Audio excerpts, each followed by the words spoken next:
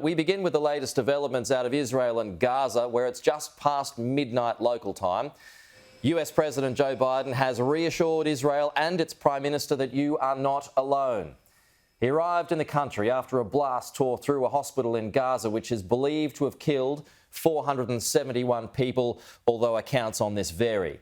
President Biden says America has Israel's back, which is crucial to what happens next in the Middle East, as Israel and Hamas continue to exchange blame for that hospital attack.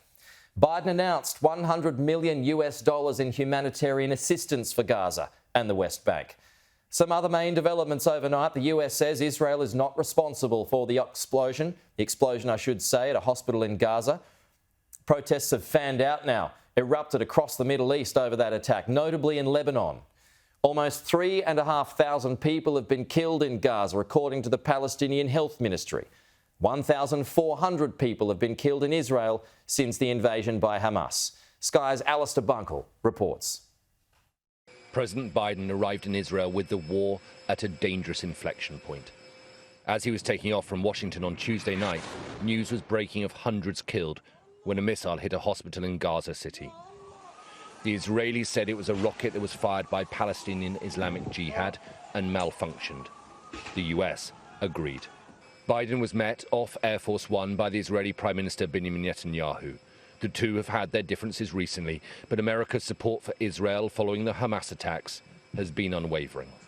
Behind closed doors at the Ministry of Defense in Tel Aviv, the two leaders met along with Israel's war cabinet.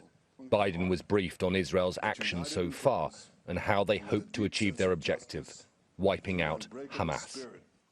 This will be a different kind of war because Hamas is a different kind of enemy. While Israel seeks to minimize civilian casualties, Hamas seeks to maximize civilian casualties. But united in purpose and with a deep sense of justice and the unbreakable spirit of our soldiers and our people, Israel will prevail.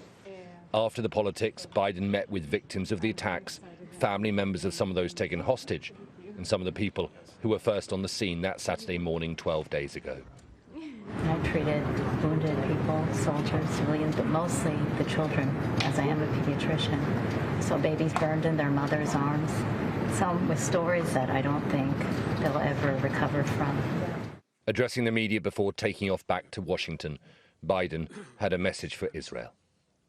The terrorist will not win. Freedom will win. We're going to stand with you. We'll walk beside you in those dark days. We'll walk beside you in the good days to come. And they will come. He repeated his warning to Iran and then delivered some hope. Today I asked the Israeli cabinet, who I met with for some time this morning, to agree to the delivery of life-saving humanitarian assistance to civilians in Gaza, based on the understanding that there will be inspections and that the aid should go to civilians, not to Hamas. Israel agreed the humanitarian assistance can begin to move from Egypt to Gaza. Whilst Biden was speaking in Tel Aviv, Israel's bombardment of the Gaza Strip continued, out of sight and earshot, but barely 40 miles away. This was a message of solidarity to Israel and the Israeli people. It was a message of condolence and support to the victims and their families. It was a message of caution to Israel's military and political leaders in the battle ahead. President Biden left Israel after just 7 hours on the ground. It was a short visit after a long flight, but if his trip here has prevented this war from spreading and made progress on other fronts, then it will have been worth it. If not, then the world might be left wondering that if the US president can't, then who can? And a short time ago, the US president spoke to reporters on board the plane returning from Israel. Biden says Israel will let Egypt deliver some aid to Gaza. They're going to patch the roads. They have to fill in potholes to get these trucks through. And that's going to occur. They expect it'll take about 8 hours tomorrow. So there may be nothing rolling through until, what's today? I'm losing track of days. Thursday? Wednesday? Probably until Friday.